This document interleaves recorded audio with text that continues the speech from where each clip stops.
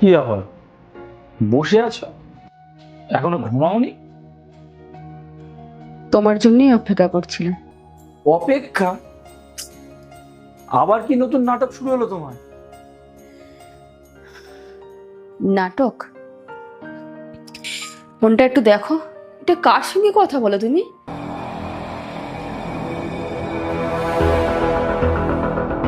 এই একদিন আমি তাড়াহুড়ো করে বাড়িতে ফোনটা ফেলে গেছি, আর তুমি আর ফোনটা নিয়ে ঘাটাঘাটি করছো।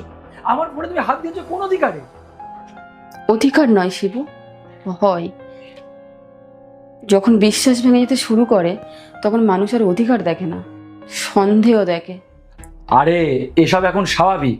কারোর সঙ্গে একটু কথা বললে তুমি কি ধরে নেবে আমার সঙ্গে কারোর কিছু চলছে? তোমার না মাথার ঠিক নেই। মাথার ঠিক নেই? তাহলে রাতের পর রাত তুমি মিথ্যা বলে কার সঙ্গে থাকো? অফিসে আছি বলে তুমি কোথায় যাও? আমি কোথায় যাব, কার সঙ্গে কথা বলবো, এই সব কিছুর জন্য তোমার কি অনুমতি নিতে হবে? অনুমতির কথা নয় শিবু, আমি শুধু সত্যিটা জানতে চেয়েছিলাম, সত্যিটা। তুমি সবকিছুই বাড়িয়ে দেখো মধু। আমি শুধু কাজের চাপেই ব্যস্ত ছিলাম। কাজের চাপ নাকি নতুন করে জীবন গড়ার চাপ? তুমি কি বলতে চাইছো? আমি কিছুই বলতে চাই না শিবু, আমি শুধু বুঝতে চাই যে মানুষটা একদিন আমার হাত ধরে বলেছিল আমি সবসময় তোমারই থাকবো, সে কেন আজকে আমার চোখের দিকে তাকাতে পারছে না? তুমি আমাকে সন্দেহ করছো? সন্দেহ এমনি করছি না শিবু, তুমি আমাকে সন্দেহ করতে বাধ্য করছো। মেয়েরা না একটা জিনিসের ভাগ কখনো কাউকে দিতে চায় না, সেটা হচ্ছে স্বামীর ভাগ।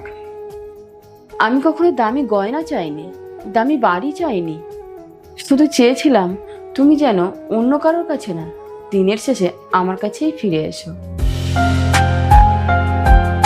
কিন্তু আমি বুঝতেই পারিনি আমি শুধু তোমার বউ ছিলাম, কিন্তু অন্য কেউ তোমার প্রিয় মানুষ হয়ে গেছে। মধু, আমি আসলে... আমায় থামিও না শিবু, আজ আমাকে বলতে দাও। যেদিন আমার জ্বর ছিল, বিছানা থেকে উঠতে পারছিলাম না, সেদিন তুমি বলেছিলে অফিসে জরুরি কাজ আছে। আজ জানলাম সেদিনও তুমি অন্য কারোর সঙ্গেই ছিলে। আমি তোমার জন্য দরজার দিকে তাকিয়ে অপেক্ষা করছিলাম, আর তুমি অন্য কারোর খুশির কারণ হচ্ছিলে। মধু প্লিজ থামো, আর বলো না। তোমার প্রতিটা কথা আমার ভিতর থেকে শেষ করে দিচ্ছে। সত্যি কথা সবসময় কষ্ট দেয় শিবু, কারণ সত্যি মানুষকে আয়নার সামনে দাঁড় করিয়ে দেয়।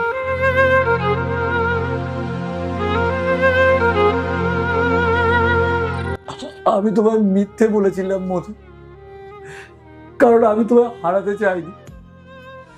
কিন্তু নিজের অহংকারে আমি বুঝতেই পারিনি প্রতিদিন তোমায় একটু একটু করে হারিয়ে ফেলেছি। মরিচিকার চোখ ধাঁধানো আলোয় আমি সত্যিকারের আলোকে অবহেলা করেছি মধু। আমি যাকে সবচেয়ে বেশি ভালোবেসেছি তাকেই প্রত্যেক দিন কাঁদিয়েছি। তুমি আমায় ক্ষমা করে দাও মধু। তুমি বিশ্বাস করো, আমি নিজেকে পুরোপুরি বদলে দেব।